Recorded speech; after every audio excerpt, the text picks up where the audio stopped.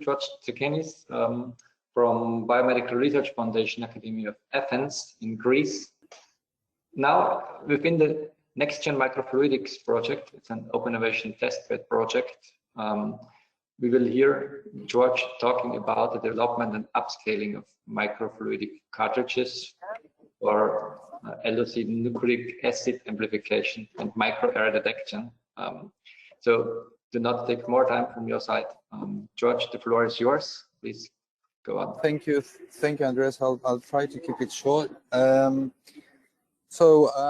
you for the invitation. It gives me great pleasure to be able to present the work we are actually undertaking within the context of NextGen Microfluidics towards the development of a microfluidic cartridge for the detection, the microarray-based detection of nucleic acid, of nucleic acids, different viruses, and so on. So picking up from where Carlos left it, we actually have in place all these facilities and services required to scale up the production of these cartridges to address different issues posed by different societal challenges, like the COVID-19 crisis we are all experiencing and we still have to deal with. I think this crisis has highlighted the need to produce on a massive scale all these diagnostic tests, like the ones that Carlos was presenting previously. We're not focusing so much on the antigen on this application that I'm going to present on antigen detection or protein detection. We're rather focusing on the detection of nucleic acids, in specific, in our case, from SARS-CoV-2, the very well and infamous virus. So looking at the different diagnostic methods that exist out there, some of them are nucleic acid based, some of them are based on the detection of antibodies, which are more to do with, diagnosing whether someone has already suffered from an infection, as well as some other biosensors with, different degrees of reliability and accuracy. So what we would like to do with the solution that we are suggesting is to offer something that is reliable, that can provide results very fast, that is capable of multiplexed analysis, and above all, that is cheap so that it can be deployed in many different locations. So the best way we thought to actually address this is to go with the golden standard for viral detection, which is using RT-PCR, which is basically amplifying the genetic material of the virus and combining that with in a biosensor format. So our solution is a point-of-care device that combines two different parts: an injection molded cartridge along with a sensor foil produced by roll-to-roll imprinting. The idea behind this is that we can produce hundreds of thousands of pieces at a low cost by combining different techniques for the production of the cartridges, which allow for the amplification of the viral genetic material, and then coupling this with sensor foils, which are structured and spotted with molecules that the amplified genetic material will hybridize onto it, thus giving us the ability to produce something that is very low cost and that can be, as I said before, deployed in many different locations. Now, to achieve that, we have put forward as well and deployed innovative solutions in many different areas, such as the assay itself, the PCR protocol itself, the detection methodology, and how they all get combined and integrated into a single cartridge. And here is an image of such a cartridge that we are developing within the context of NextGen Microfluidics.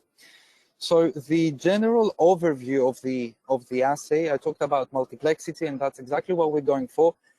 We are aiming it in the detection towards the detection of SARS-CoV-2, but at the same time of influenza type A. And you can see here a schematic of how it's going to look like. So for SARS-CoV-2, we are going for two different genes of it, so that we are absolutely certain that once we are detecting SARS-CoV-2, this is the one that we are detecting. At the same time, we have a reference control for the RNA extraction. Which is it says RPH. We're actually using RPH, and then for influenza type A, we're not only going for its detection, but we're also going for different variant, different strain determination. So we're targeting 2 different strains of it, the H1N1 and H3N2. So you can see basically on the top how it will look like. So you get an nasopharyngeal swab. You use the PCR protocol to amplify it, and then the amplified genetic material hybridizes on a surface which has been functionalized with probes complementary to the amplified genetic material. So you get different, like, let's say, spots lighting up depending on the virus, if there is any, that has been amplified, of the genetic material that has been amplified, right? So this allows us for a multiplexed analysis of different viruses. Right now we're going for SARS-CoV-2 and influenza type A, but this can be extended to different viruses or bacteria in the future.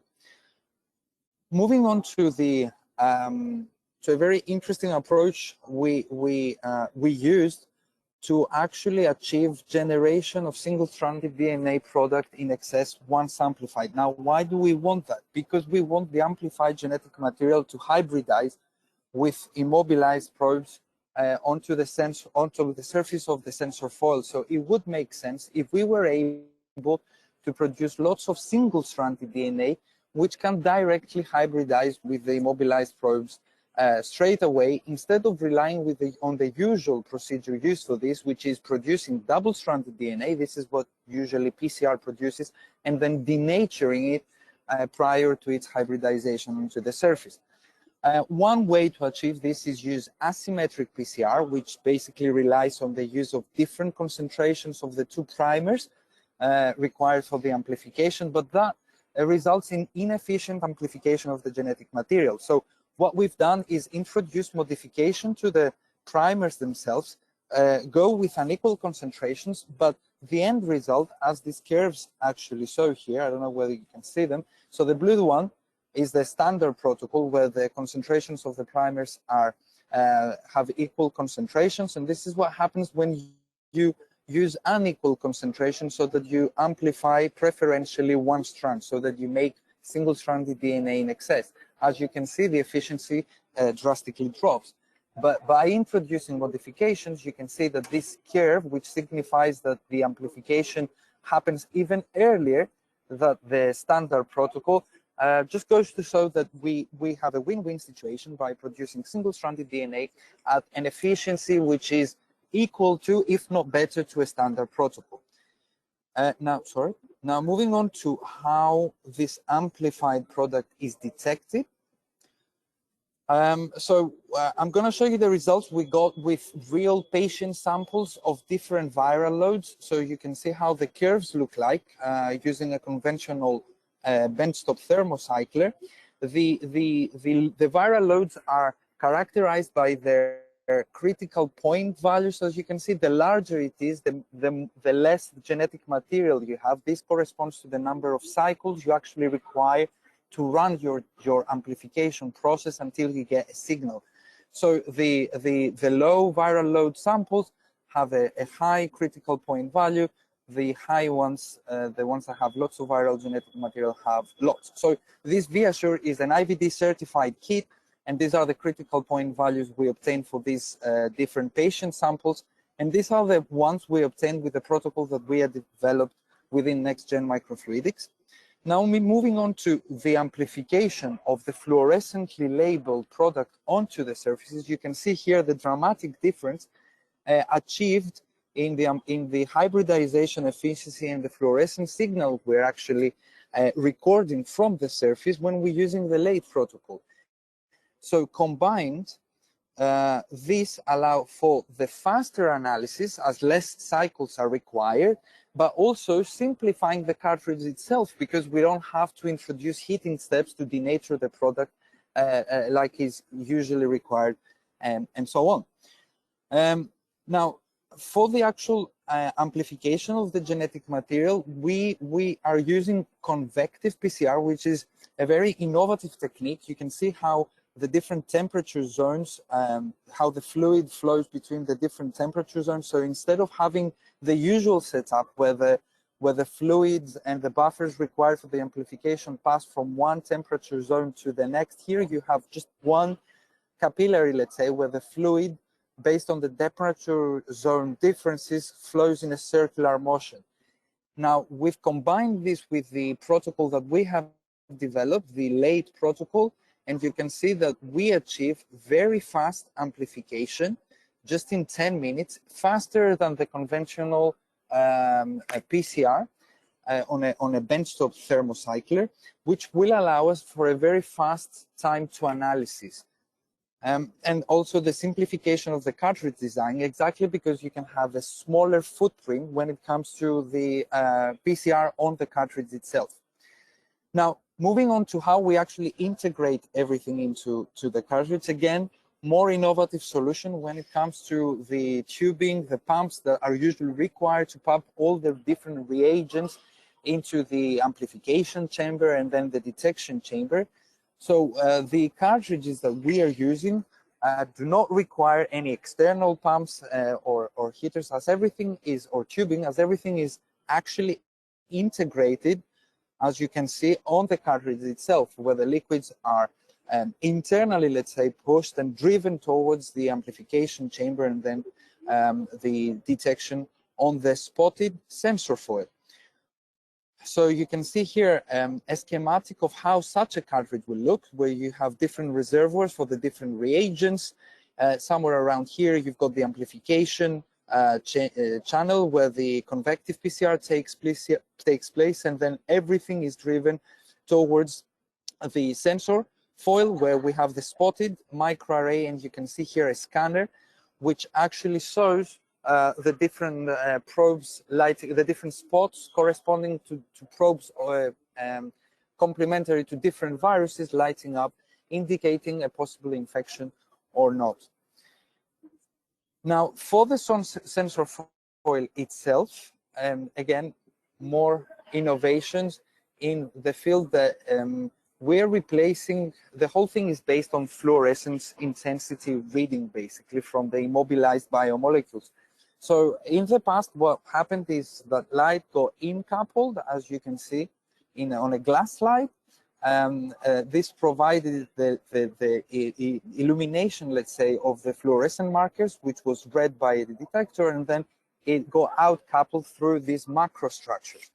So based on some optical simulations that were run by partners within the project, we have replaced these macrostructures with microstructures, which allow for the most efficient incoupling of light and a more efficient illumination of the fluorescent biomolecules, while at the same time making it easier for these structures to be imprinted on polymer foils and thus scaling up their production. So here we have different techniques, different facilities available for the upscaling of the production of these structured foils, like UV nil lithography and extrusion coating. So here you see the extrusion coating, you see the roller with the optical structures, the optimal optical structures as they arose from the optical simulations, and how our structured foil looks like. And then equally important, when it comes to spotting the probes that I talked to you about previously, we have an inbuilt roll-to-roll microarray spotting capability, so that the sensor foil, once produced, the structured one, is spotted with the probes, and then it's cut into pieces and placed onto the cartridges. So everything is coming together very nicely. So positioning-wise, where do we see ourselves? I mean, the golden standard, as I've already told you, is quantitative RT-PCR. However, and that is exactly what we're trying to do on the cartridge. As you know, PCR requires benchtop thermocyclers and experienced personnel to actually operate it. For that reason, there are a lot of isothermal techniques out there. However, they have a lot of limitations when it comes to the size of the fragments of the nucleic acid fragments that they can actually amplify, but most importantly when it comes to multiplexing. Not to mention that each one of requires very dedicated assay conditions and primer modifications and so on. So it's difficult to actually get an assay off the shelf, develop, have a solution already developed and actually integrated into the cartridge. So what we are proposing with the Convective PCR, be it on the cartridge or the benchtop one, is use the same sort of primers that you would use for any PCR-based amplification detection scheme, but do it faster. And the microarray detection allows for the massive multiplexing of it all at a very low cost, as allowed by this injection molding and roll-to-roll fabrication that I just showed you. Now, to finish off, what I just presented is just a small part of the work undertaken within the NextGen Microfluidics Consortium, which is an open innovation testbed where 21 partners are involved. You can see them on the map and their names. And we actually cover the entire value chain from assay design to fabrication and manufacturing of microfluidic cartridges. So the work I presented you belongs to demo case 1, which initially had to do with food safety monitoring, but exactly because of the COVID-19 crisis, we decided to extend it to medical diagnostics as well. But we also have demo case 2, which has to do with developing cartridges for antigens and antibody detection. Another one that has to do with diagnostics for different ions present in the bloodstream.